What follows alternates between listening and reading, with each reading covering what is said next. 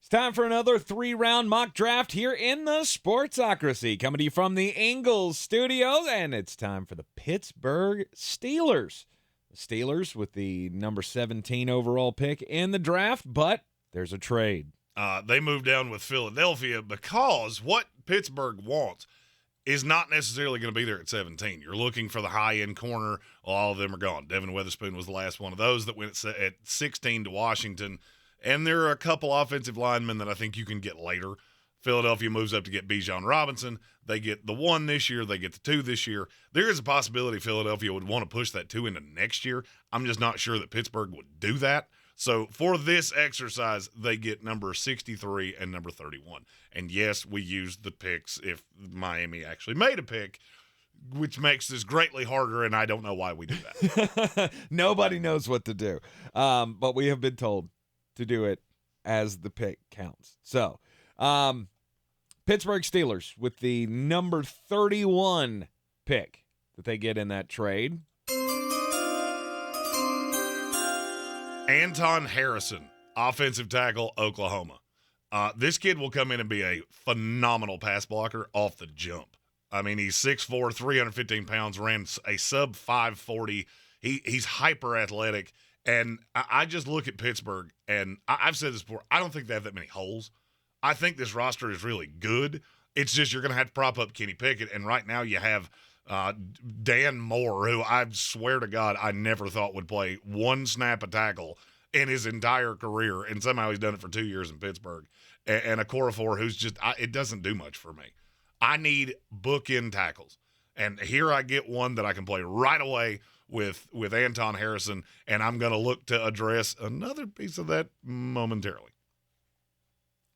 The number 33 pick. That came from the Chase Claypool deal. I wow. can't not laugh every time I hear that you got a damn near first-round pick for Chase Claypool. Well, we didn't know we were going to have the number 1 pick. I don't care if you thought you were going to have the last pick. You still shouldn't have given a second-round pick for a guy who just does this on TikTok. Do.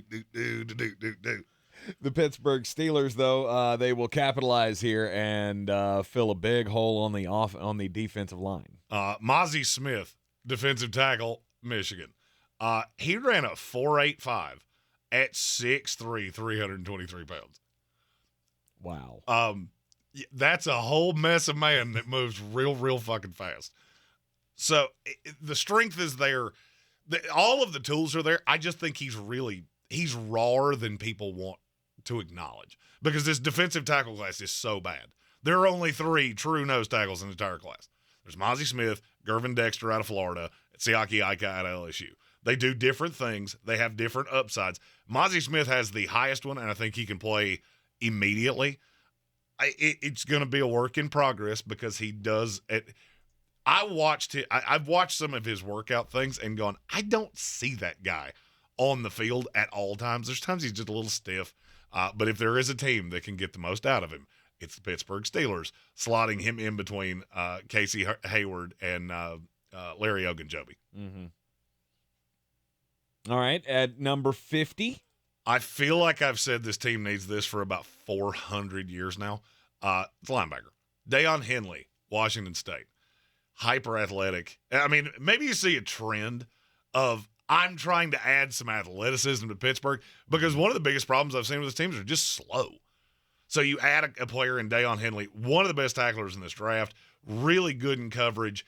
You're just going to have to – I'm not going to say baby him in the run game because he is such a good tackler. It's just sometimes he takes weird pursuit angles in the run game.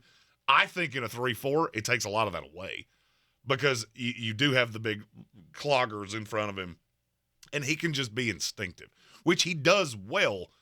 It was just there were times at Washington State that it felt like he was trying to do too much.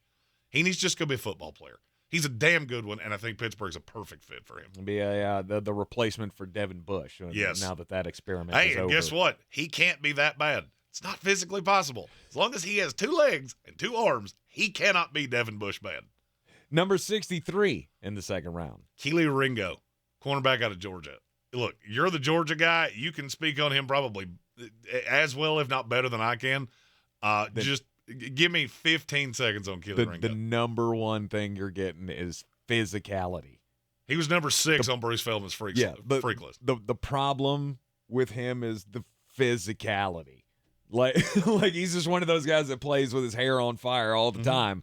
And sometimes it gets him into bad situations, but he is a hell of an athlete. I think he's going to be a good pro. He's just going to be one of those guys that you go, you want to pull your hair out every time you watch him. But then he'll make 6 good plays, and you'll go, okay, I'm good. I'm going to say this the way I wrote it in my scouting report, which is up on my screen here.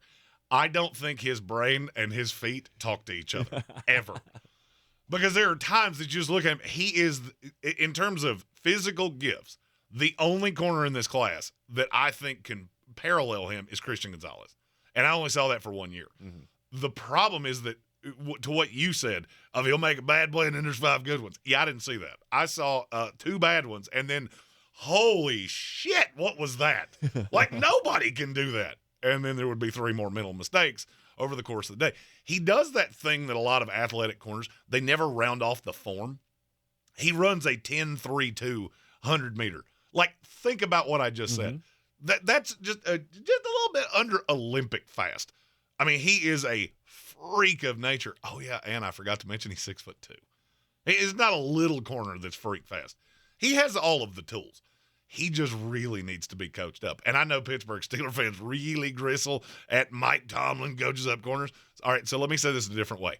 You need to give Patrick Peterson, make him just – they have to hold hands everywhere they go. Because Patrick Peterson needs to teach him everything he knows to get the most out of it. But there is a lot of really good raw skill there. All right, and then finally in the 3rd round, pick number 81. Jalen Duncan. Offensive tackle out of Maryland. This is another one that, okay, we should not plan on him playing this year. He'll be the swing tackle because he is, 6'6", 305, 5'10", 40, all of the 10-yard splits and all that. I mean, they're freak of nature fast. He's a linebacker fast at that size. You just are really going to have to round off the form. Because you talk about Keely Ringo having some bad tape. Jalen Duncan had some where I went, Jesus Christ, how hammered is he right now? But then you would watch another tape. It's like, my God, he's the best tackle in this class. I love this kid. You're going to have to know if you're slotting it. I think what's pushed him down is that you've had Darnell Wright and DeJuan Jones, who are probably coming in as natural right tackles, and that's what they're going to play. They're so much more ready to play right now than he is, and it's pushed him down the board. Because if you slot him in at left tackle right now, you will have times where you go, what in the hell was that? But if you're patient and you can take that athleticism and really round off the form, this could be a hell of a player 2 years from now. The Pittsburgh Steelers, this is a team that you look at the roster and you go, that's a decent team. It's a good roster. But then you take in the special players that they have and the coaching that they have and the culture that they have, and this is a team that is absolutely a threat in the division. I think Pittsburgh's so much better than other people do. And that's coming from a guy that doesn't even love Kenny Pickett. But this is my intention here, and now I'm sure somebody's going to ask, but what about a receiver? Yeah, you would take one of those in day 3. I get it.